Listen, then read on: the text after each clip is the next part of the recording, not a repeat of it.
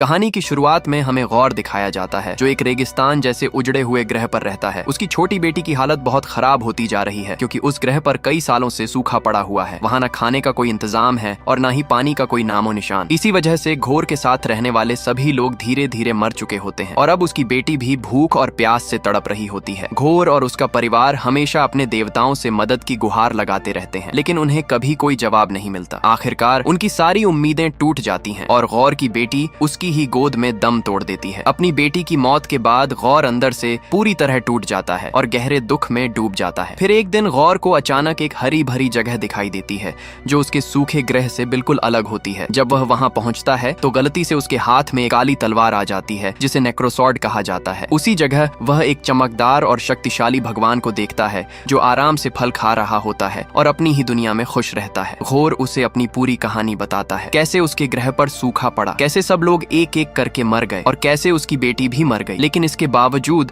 उसने अपनी आस्था नहीं छोड़ी। वह सोचता है कि अब उसे मुक्ति मिल जाएगी, लेकिन वो भगवान उसकी बातों का मजाक उड़ाते हुए कहता है कि तुम जैसे लोग किसी काम के नहीं होते और तुम्हारे लिए कोई मुक्ति नहीं है। इतना ही नहीं, वो ये भी बताता है कि ये सब एक जाल था, ताकि नेक्रोसॉर्ड का असली धारक सामने आ जाए। ये सुनकर घोर का दिल टूट जाता है और उसे समझ आ जाता है कि जिन देवताओं को वह पूजता था वो असल में बहुत स्वार्थी और निर्दयी हैं। गुस्से में आकर घोर उस भगवान की ताकत का प्रतीक, उसकी माला तोड़ देता है। भगवान उस पर हमला करने की कोशिश करता है, लेकिन तब तक घोर ने नेक्रोसॉर्ड को पूरी तरह अपना लिया होता है। तलवार की काली शक्ति धीरे धीरे उसे अपने कब्जे में लेने लगती है। उसे अजीब आवाजें सुनाई देने लगती हैं और उसके सामने ऐसे दृश्य आते हैं जो उसे उकसाते हैं कि सभी देवता बुरे हैं और उन्हें खत्म कर देना चाहिए। तलवार उसे और ताकत देने का वादा करती है और घोर उस पर पूरी तरह विश्वास कर लेता है। इसके बाद घोर उसी भगवान को मार देता है और कसम खाता है कि अब वह एक एक करके सभी देवताओं का अंत करेगा, क्योंकि अब उसे समझ आ चुका था कि ये देवता लोगों की मदद नहीं करते, बल्कि सिर्फ अपनी सुख सुविधाओं में लगे रहते हैं। इसके बाद कहानी हमें थोर की तरफ ले जाती है, जहाँ कॉर्ग कुछ बच्चों को थोर की कहानी सुना रहा होता है। वह बताता है कि थोर बचपन से ही एक योद्धा रहा है और उसने अपने माता पिता के साथ कई युद्ध देखे हैं। बड़ा होकर थोर ने अनगिनत लड़ाइयां लड़ी और उन्हें जीता भी। इस दौरान उसकी जिंदगी में कई लड़कियां आईं, लेकिन उसकी असली मोहब्बत जेन फॉस्टर थी, जिससे वह बेहद प्यार करता था। लेकिन कुछ समय बाद दोनों अलग हो जाते हैं। इसके बाद थोर की जिंदगी में कई दुखद घटनाएं होती हैं और वह अंदर से टूट जाता है। वह मानसिक रूप से कमजोर हो जाता है और खुद को संभालने के लिए ज्यादा खाने पीने लगता है, जिससे उसका वजन काफी बढ़ जाता है। लेकिन एंड गेम के बाद वह फिर से खुद को बदलता है और गार्डियंस ऑफ द गैलेक्सी के साथ जुड़ जाता है। वहाँ वह अपनी नई पहचान बनाता है, खुद को फिट करता है और उनके साथ मिलकर कई मिशन पूरे करता है। फिर भी थोर अपने पुराने दर्द को पूरी तरह भुला नहीं पाता, इसलिए वह लड़ाइयों से थोड़ा दूर रहने की कोशिश करता है और शांति की तलाश में ध्यान लगाने लगता है। लेकिन उसकी गैर मौजूदगी में गार्डियंस के लिए लड़ाई जीतना मुश्किल हो जाता है। तभी उनकी टीम का एक सदस्य थोर के पास आता है और कहता है कि तुम्हारे बिना हम ये लड़ाई नहीं जीत सकते, हमें तुम्हारी जरूरत है। ये सुनकर थोर फिर से तैयार हो जाता है और अपना हथियार स्टॉर्म ब्रेकर उठाता है। वह तुरंत युद्ध के मैदान में पहुंचता है, जहां उसकी टीम एक अजीब और खतरनाक प्राणी से लड़ रही होती है। उस प्राणी ने पूरे ग्रह के लोगों को एक मंदिर के अंदर कैद कर रखा होता है। तभी उस ग्रह का राजा भी वहां आ जाता है और हालात और भी ज्यादा गंभीर हो जाते हैं। थोर के साथ उसके बाकी साथी भी मौजूद होते हैं,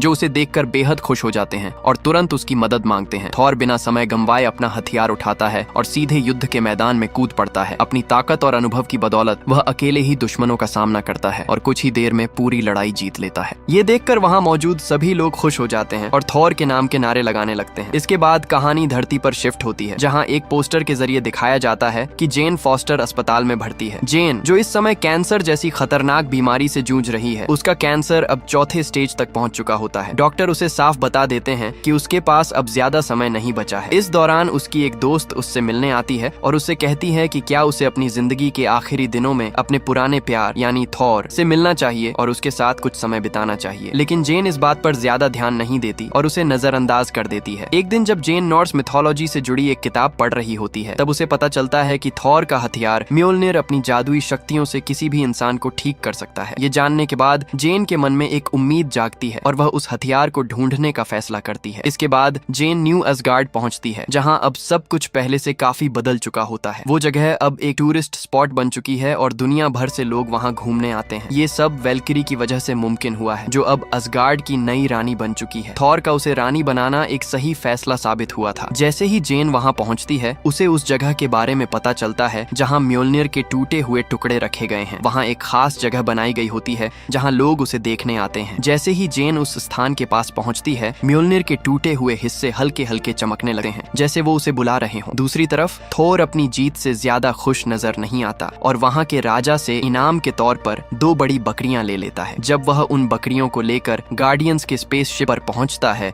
तो वे बकरियां वहां खूब ऊधम मचाने लगती हैं, जिससे सभी लोग परेशान हो जाते हैं। इसी बीच अचानक अलग अलग जगहों से संदेश आने लगते हैं, जिनसे पता चलता है कि कई ग्रहों पर देवताओं को बेरहमी से मारा जा रहा है। ये घटनाएं एक ही समय पर अलग अलग जगह हो रही होती हैं, जिससे साफ हो जाता है कि कोई बहुत ताकतवर दुश्मन इन सब के पीछे है। ये खबर सुनकर थॉर समझ जाता है कि मामला काफी गंभीर है। वह तुरंत अपनी टीम से अलग होकर इस खतरे की जड़ तक पहुंचने का फैसला करता है। वह स्टॉर्म ब्रेकर की मदद से एक जगह से दूसरी जगह जाता है और लोगों की मदद करने लगता है। इसी दौरान वह एक ऐसे ग्रह पर पहुंचता है जहां पहले से ही तबाही मची हुई होती है। वहां पहुंचकर उसे पता चलता है कि उस जगह का देवता पहले ही मारा जा चुका है। चारों तरफ बर्बादी फैली होती है और कोई भी जिंदा नजर नहीं आता। तभी उसे वहां एक घायल व्यक्ति दिखाई देता है। थॉर तुरंत उसके पास जाता है और देखता है कि उस व्यक्ति का एक हाथ बुरी तरह से कट चुका है और वह बहुत मुश्किल से जिंदा है। वो घायल आदमी थॉर को बताने की कोशिश करता है कि क्या हुआ था, लेकिन उसकी हालत इतनी खराब होती है कि उसकी आवाज ठीक से निकल भी नहीं पाती। थॉर उस घायल आदमी से पूछता है कि ये सब किसने किया। वो आदमी मुश्किल से बोल पाता है और बताता है कि एक खतरनाक दैत्य है जिसका नाम गोर है। वो बेरहमी से देवताओं का शिकार कर रहा है और उसके पास एक खतरनाक हथियार है जिसे नेक्रोसॉर्ड कहा जाता है, जो उसे देवताओं को मारने की ताकत देता है। ये सुनते ही थॉर समझ जाता है कि खतरा कितना बड़ा है। उसी समय घोर न्यू असगार्ड की तरफ बढ़ रहा होता है। ये जानकर थॉर तुरंत अपने साथियों के साथ वहां जाने का फैसला करता है और स्टॉर्म ब्रेकर की मदद से सीधे न्यू असगार्ड पहुंच जाता है। न्यू असगार्ड में पहुंचते ही वो देखता है कि वहां अफरा तफरी मची हुई है। वेल्किरी और कॉर्ग एक अंधेरे और डरावने जीव से लड़ रहे होते हैं जिसे घोर ने भेजा होता है। जैसे ही थोर वहां पहुंचता है, वो भी उनके साथ मिलकर उस प्राणी से लड़ना शुरू कर देता है। लड़ाई के दौरान थोर अचानक देखता है कि उसका टूटा हुआ हथौड़ा म्योल्निर फिर से जुड़ चुका है और कोई उसे कंट्रोल कर रहा है। वो हथौड़ा घोर के भेजे हुए जीवों को खत्म कर रहा होता है। ये देखकर थॉर हैरान रह जाता है, क्योंकि म्योल्निर तो पहले टूट चुका था। जब वह ध्यान से देखता है तो उसे पता चलता है कि म्योल्निर को चलाने वाली कोई और नहीं बल्कि जेन फॉस्टर है। थॉर उसे देखकर पूरी तरह चौंक जाता है और समझ नहीं पाता कि ये कैसे संभव हुआ। थॉर उसके पास जाता है और उससे पूछता है कि ये सब कैसे हुआ, लेकिन जेन खुद भी पूरी तरह कंफ्यूज होती है। वो बस इतना कहती है कि अभी इन सब बातों का समय नहीं है, पहले हमें इस खतरे से निपटना होगा। तभी घोर वहाँ दिखाई देता है और थॉर तुरंत उसकी तरफ बढ़ता है। दोनों के बीच जबरदस्त लड़ाई शुरू हो जाती है। घोर अपनी काली ताकत का इस्तेमाल करता है, जिससे थॉर को उससे लड़ने में काफी मुश्किल होती है। थॉर पूरी ताकत लगाकर घोर पर हमला करता है, लेकिन घोर वहाँ से भाग निकलता है। हालांकि ये उसका प्लान होता है, क्योंकि जाते जाते वो न्यू असगार्ड के सभी बच्चों को अगवा कर लेता है। जब लोगों को पता चलता है कि उनके बच्चे गायब हो गए हैं तो वहाँ अफरा तफरी मच जाती है। सभी माता पिता घबरा जाते हैं और बहुत परेशान हो जाते हैं। वेल्करी उन्हें संभालने की कोशिश करती है और भरोसा दिलाती है कि उनके बच्चों को वापस लाया जाएगा। इसके बाद थॉर, जेन, वेल्करी और कॉर्ग मिलकर एक प्लान बनाते हैं ताकि घोर को ढूंढा जा सके और बच्चों को बचाया जा सके। उन्हें पता चलता है कि घोर बच्चों को ब्रह्मांड के उस हिस्से में ले गया है जिसे शैडो रियल्म कहा जाता है, जहां उसकी ताकत और भी बढ़ जाती है। थोर और उसकी टीम फैसला करती है कि घोर का सामना करने के लिए उन्हें और ज्यादा ताकत की जरूरत होगी। इसके लिए वे ओमनीपोटेंस सिटी जाने का प्लान बनाते हैं, जहां सारे शक्तिशाली देवता रहते हैं। उनका मानना होता है कि अगर वहां के सबसे ताकतवर देवता ज्यूस उनकी मदद कर दें तो गौर को हराना आसान हो जाएगा। इसके बाद सभी लोग मिलकर अपने स्पेसशिप में निकलते हैं। रास्ते में थॉर और स्टॉर्म ब्रेकर के बीच एक मजेदार सीन भी होता है, जहां ऐसा लगता है जैसे स्टॉर्म ब्रेकर म्योल्निर से जल रहा हो, क्योंकि थॉर बार बार म्योल्निर की तरफ ध्यान दे रहा होता है। आखिरकार वे सभी ओमनीपोटेंस सिटी पहुंच जाते हैं, जहां ज्यूस बाकी देवताओं के सामने अपनी ताकत का प्रदर्शन कर रहा होता है। लेकिन जब थॉर और उसकी टीम उसे गौर के खतरे के बारे में बताते हैं, थॉर ज्यूस और बाकी देवताओं को समझाने की कोशिश करता है कि घोर लगातार देवताओं को मारता जा रहा है, इसलिए उसे रोकना बहुत जरूरी है और इसके लिए उन्हें उनकी मदद चाहिए। लेकिन ज्यूस और बाकी देवता डर की वजह से मदद करने से साफ मना कर देते हैं। उनका कहना होता है कि गौर से टकराना सही नहीं होगा, क्योंकि उसके पास नेक्रोसॉर्ड है जो किसी भी देवता को मार सकती है। ज्यूस ये भी कहता है कि गौर कभी इटर्निटी तक नहीं पहुंच पाएगा, क्योंकि वो जगह ब्रह्मांड के सबसे अंत में है और वहां तक पहुंचना आसान नहीं है। वह उन्हें आदेश देता है कि कोई भी देवता अपनी जगह से बाहर नहीं जाएगा और सभी यहीं सुरक्षित रहेंगे। ज्यूस की ये बात सुनकर थॉर को बहुत गुस्सा आता है। उसे एहसास होता है कि ये देवता उतने महान नहीं हैं जितना वह सोचता था, बल्कि ये सिर्फ अपनी जान बचाने में लगे हुए हैं। गुस्से में थॉर ज्यूस से कहता है कि तुम बिल्कुल वैसे नहीं हो जैसे मैं तुम्हें समझता था। तुम बस अपने महल में छिपकर डरते रहते रहते हो। ये सुनकर ज्यूस गुस्से से आग बबूला हो जाता है। वह अपने सैनिकों को आदेश देता है और उन पर हमला करवा देता है। ज्यूस खुद भी अपनी ताकत का इस्तेमाल करते हुए थॉर पर वार करता है। इसके जवाब में थॉर भी पूरी ताकत से लड़ता है और आखिरकार ज्यूस के ही हथियार थंडरबोल्ट का इस्तेमाल करके उसे घायल कर देता है। इसके बाद हालात और बिगड़ जाते हैं और वहाँ अफरा तफरी मच जाती है। थॉर अपने साथियों के साथ वहाँ से निकलने की कोशिश करता है। इस दौरान कॉर्ग बुरी तरह घायल हो जाता है और उसका शरीर टूट जाता है, लेकिन उसका सिर जिंदा रहता है। थॉर उसे अपने साथ ले जाता है और किसी तरह वहाँ से बाहर निकल जाता है। जाते जाते वह ज्यूस का थंडरबोल्ट भी अपने साथ ले लेता है ताकि आगे की लड़ाई में उसका इस्तेमाल कर सके। इसके बाद थॉर घोर द्वारा अगवा किए गए बच्चों से बात करने की कोशिश करता है। वह उन्हें दिलासा देता है और कहता है कि डरने की जरूरत नहीं है, वो जल्द ही उन्हें बचाने आएगा। दूसरी तरफ थोर और उसकी टीम ये समझ जाते हैं कि गोर का सामना अकेले करना आसान नहीं होगा, लेकिन अब उनके पास ज्यूस का ताकतवर हथियार थंडरबोल्ट भी होता है, जिससे उन्हें थोड़ी उम्मीद मिलती है। फिर सभी मिलकर शैडो रियल्म की तरफ बढ़ने का फैसला करते हैं, जहां घोर छिपा हुआ है। स्टॉर्म ब्रेकर की मदद से वे वहां पहुंचने की तैयारी करते हैं। इस दौरान एक मजेदार लेकिन इमोशनल सीन भी दिखाया जाता है, जहां स्टॉर्म ब्रेकर ऐसा रिएक्ट करता है जैसे उसे थॉर से जलन हो रही हो, क्योंकि थॉर बार बार म्योल्निर की तरफ ध्यान दे रहा होता है। थॉर उसे शांत करता है और समझाता है कि चाहे कुछ भी हो जाए, वो हमेशा उसका सबसे खास हथियार रहेगा। इसी बीच जेन भी वहां पहुंच जाती है। उसे देखकर थॉर अपने दिल की बात कहता है। वह बताता है कि जेन से अलग होने के बाद वह कितना अकेला हो गया था और उसे कभी सच्ची खुशी नहीं मिली। वह ये भी कहता है कि अब वह फिर से उसे खोना नहीं चाहता और अपनी बाकी जिंदगी उसके साथ बिताना चाहता है। जेन उसकी बात सुनकर भावुक हो जाती है और उसे अपनी सच्चाई बताती है। वह कहती है कि जब वे दोनों अलग हुए तब उसकी जिंदगी बहुत मुश्किल हो गई थी और जब उसे पता चला कि उसे चौथे स्टेज का कैंसर है तो उसकी दुनिया ही टूट गई। वह ये भी कहती है कि अब उसके पास ज्यादा समय नहीं बचा है, इसलिए वह अपनी जिंदगी के आखिरी दिन लड़ते हुए बिताना चाहती है, ना कि हार मानकर। ये सुनकर थॉर को बहुत दुख होता है, लेकिन उनके बीच जो पुरानी गलतफहमियां थीं वो अभी भी कहीं ना कहीं बाकी होती हैं। जब दोनों के बीच की सारी गलतफहमियां दूर हो जाती हैं तो थॉर और जेन फिर से एक हो जाते हैं। दोनों इमोशनल होकर एक दूसरे के करीब आते हैं और तभी वहाँ वेल्किरी आ जाती है। वह उन्हें बताती है कि हम गौर के अंधेरे ग्रह यानी शैडो रियल्म में पहुंच चुके हैं। उस जगह की काली शक्तियों की वजह से पूरा माहौल ब्लैक एंड व्हाइट नजर आने लगा है। इसके बाद सभी लोग वहाँ उतरते हैं और उस जगह की तरफ बढ़ते हैं जहाँ गौर ने बच्चों को कैद करके रखा था, लेकिन जब वे अंदर पहुंचते हैं तो देखते हैं कि वहाँ कोई भी नहीं है। तभी दीवार पर बने इटर्निटी के चिन्ह को देखकर जेन समझ जाती है कि गौर का असली प्लान क्या है। वह तुरंत थॉर को बताती है कि गौर स्टॉर्म ब्रेकर की मदद से इटर्निटी का दरवाजा खोलना चाहता है और अगर वो ऐसा करने में सफल हो गया तो उसे रोकना नामुमकिन हो जाएगा। तभी अचानक घोर वहाँ आ जाता है। घोर अपनी काली शक्तियों से थॉर, जेन और बाकी सभी को काले साए जैसी जंजीरों में जकड़ लेता है और उन्हें मानसिक रूप से तोड़ने की कोशिश करता है। वह एक एक करके सबको डराने और कमजोर करने की कोशिश करता है, लेकिन कोई भी उसकी बातों में नहीं आता। फिर घोर थोर के पास आता है और उसे और ज्यादा दर्द देने की कोशिश करता है। उसे पता होता है कि थॉर की सबसे बड़ी कमजोरी जेन है, इसलिए वह जेन को निशाना बनाता है और उसे चोट पहुंचाने लगा है। जेन को इस हालत में देखकर थॉर खुद को रोक नहीं पाता। वह अपनी पूरी ताकत इकट्ठा करता है और जोरदार बिजली के साथ हमला करता है। जैसे ही बिजली गिरती है सभी लोग गौर की काली कैद से आजाद हो जाते हैं। इसके बाद थॉर अपने साथियों के साथ मिलकर घोर पर हमला कर देता है। जेन भी म्योल्निर के साथ पूरी ताकत से लड़ती है। दोनों मिलकर घोर का सामना करते हैं और वहाँ एक खतरनाक लड़ाई शुरू हो जाती है। लड़ाई के दौरान घोर अपनी पूरी ताकत दिखाता है और कई बार उन पर भारी पड़ता है। जब वेल्किरी घोर पर हमला करने की कोशिश करती है तो घोर उसे ज्यूस के थंडरबोल्ट से घायल कर देता है। ये देखकर हालात और ज्यादा गंभीर हो जाते हैं। थोर समझ जाता है कि अगर अभी कुछ नहीं किया तो सब कुछ खत्म हो सकता है। दूसरी तरफ घोर स्टॉर्म ब्रेकर को अपने कब्जे में लेकर इटर्निटी का दरवाजा खोलने में कामयाब हो जाता है। वह वहां पहुंच जाता है जहां उसकी एक इच्छा पूरी हो सकती है, लेकिन इस दौरान जेन की हालत बहुत ज्यादा खराब हो जाती है क्योंकि म्योल्निर की ताकत उसके शरीर पर असर डाल रही होती है। जेन का इलाज लगातार चल रहा होता है और डॉक्टर उसे बताते हैं कि उसके शरीर में कैंसर बहुत तेजी से फैल रहा है। म्योल्निर की ताकत इस्तेमाल करने की वजह से उसका शरीर और भी जल्दी कमजोर हो रहा है, इसलिए उसके पास अब बहुत कम समय बचा है। ये बात सुनकर थॉर अंदर से टूट जाता है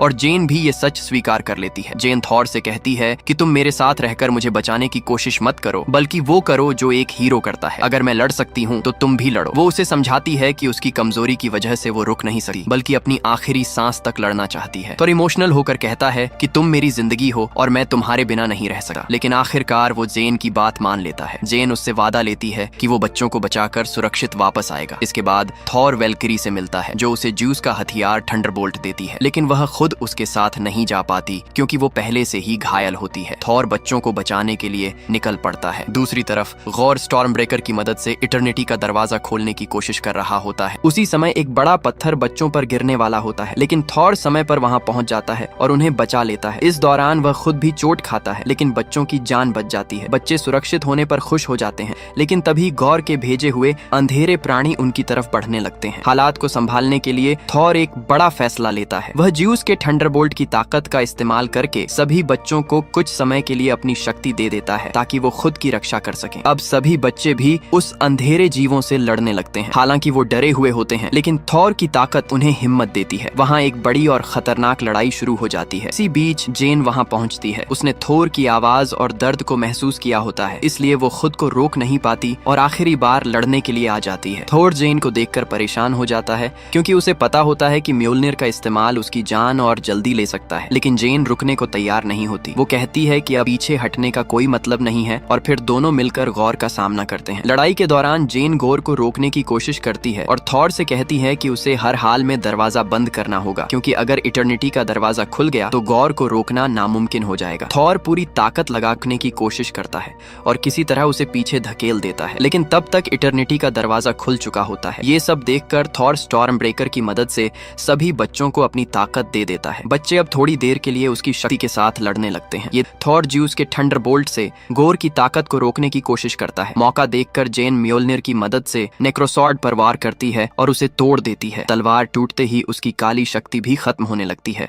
हालांकि ऐसा करने से जेन खुद बहुत ज्यादा कमजोर हो जाती है, क्योंकि म्योल्निर की ताकत उसके शरीर को धीरे धीरे खत्म कर रही होती है। उधर गौर किसी तरह इटर्निटी के दरवाजे तक पहुंच जाता है और उसके अंदर चला जाता है। उसी समय थॉर और जेन भी वहां पहुंच जाते हैं, लेकिन जेन की हालत अब बहुत खराब हो चुकी होती है। वो मुश्किल से खड़ी रह पाती है। थॉर गौर को रोकने की कोशिश करता है, लेकिन फिर उसे एहसास होता है कि गौर को ताकत से नहीं बल्कि समझाकर ही रोका जा सकता है। थॉर उसे कहता है कि तुम असल में मौत नहीं चाहते, तुम बस अपनी बेटी को वापस पाना चाहते हो। बदला लेने से तुम्हें कभी शांति नहीं मिलेगी, लेकिन प्यार तुम्हें वो सुकून दे सकता है जो तुम खोज रहे हो। थोर की बात सुनकर गौर के अंदर का दर्द बाहर आ जाता है। उसे अपनी बेटी की याद आने लगती है और उसका गुस्सा धीरे धीरे खत्म होने लगता है। आखिरकार गौर बदला छोड़ देता है और इटर्निटी से एक इच्छा मांगता है, अपनी बेटी को वापस जिंदा करने की। इटर्निटी उसकी इच्छा पूरी कर देती है और उसकी बेटी फिर से जीवित हो जाती है। लेकिन नेक्रोसॉर्ड की काली शक्ति की वजह से गौर खुद मरने लगा है, क्योंकि उस तलवार का इस्तेमाल करने की कीमत उसकी जिंदगी होती है। मरने से पहले गौर थॉर से कहता है कि वो उसकी बेटी का ख्याल रखे। थॉर उससे वादा करता है कि वो उसे अपनी बेटी की तरह संभालेगा। इसी बीच जेन की हालत भी बहुत ज्यादा खराब हो जाती है। थॉर उसके पास जाता है और जेन उसकी बाहों में अपनी आखिरी सांस लेती है। जेन की मौत थॉर को तोड़ देती है, लेकिन वह खुद को संभालता है और गौर की बेटी को अपने साथ ले जाता है। इसके बाद हमें दिखाया जाता है कि न्यू असगार्ड में जेन की एक बड़ी मूर्ति बनाई गई है, जो उसकी बहादुरी और बलिदान की याद दिलाती है। थॉर अब गौर की बेटी, जिसका नाम लव होता है, के साथ एक नई जिंदगी जी रहा होता है। वह उसे अच्छे संस्कार सिखाता है और उसके साथ मिलकर लोगों की मदद करता है। दोनों मिलकर बुराई से लड़ते हैं और एक नई टीम की तरह काम करते हैं। दूसरी तरफ ज्यूस जिंदा होता है और गुस्से में अपने बेटे हरक्यूलिस को थॉर को मारने के लिए भेजता है। यहीं पर इस कहानी का अंत हो जाता है।